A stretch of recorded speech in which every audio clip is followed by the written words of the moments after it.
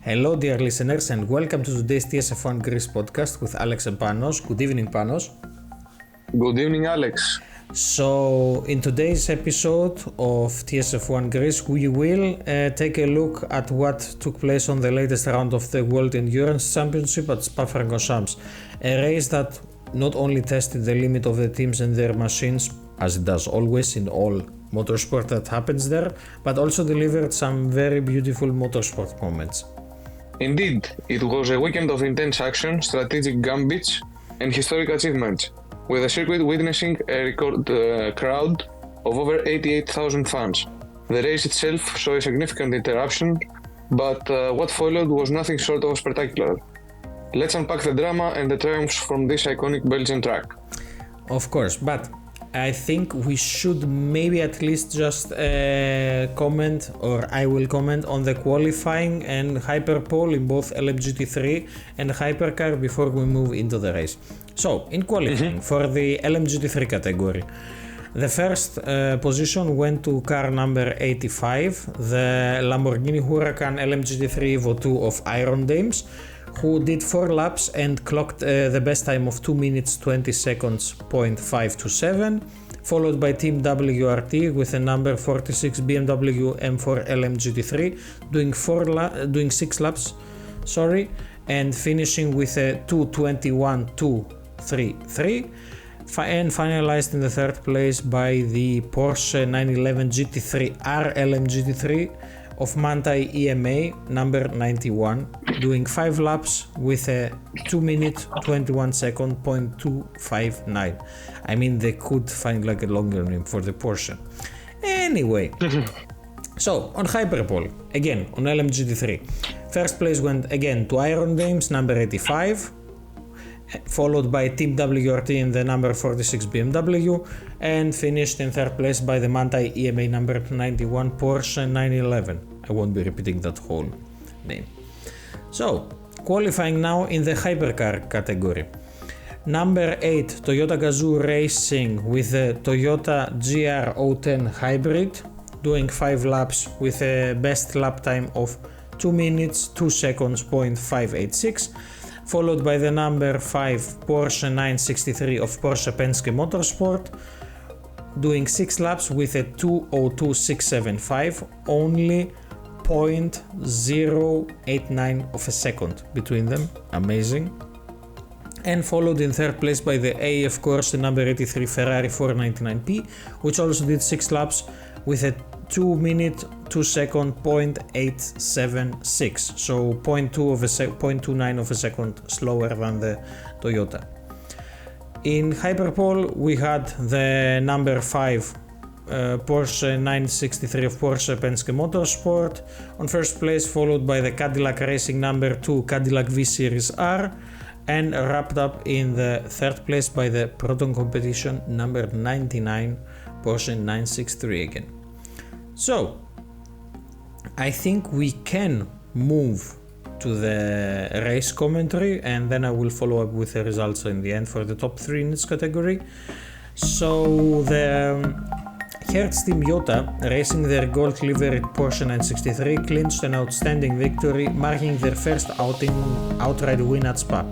English drivers Callum, Illott and Will Stevens showcased impeccable timing and strategy, particularly with a crucial pit stop just before a race-halting red flag.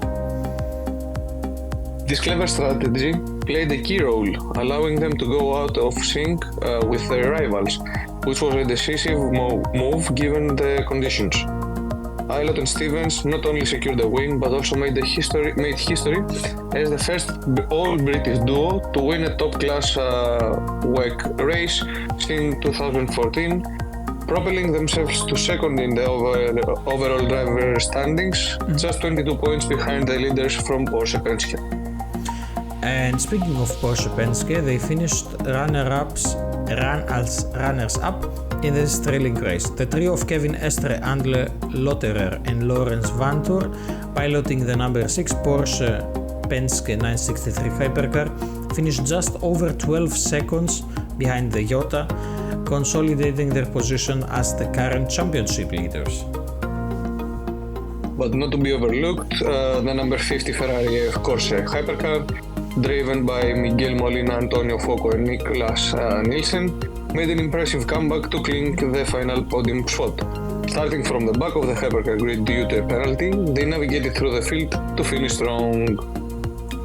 Very strong indeed. So just Ferrari. It's a Ferrari.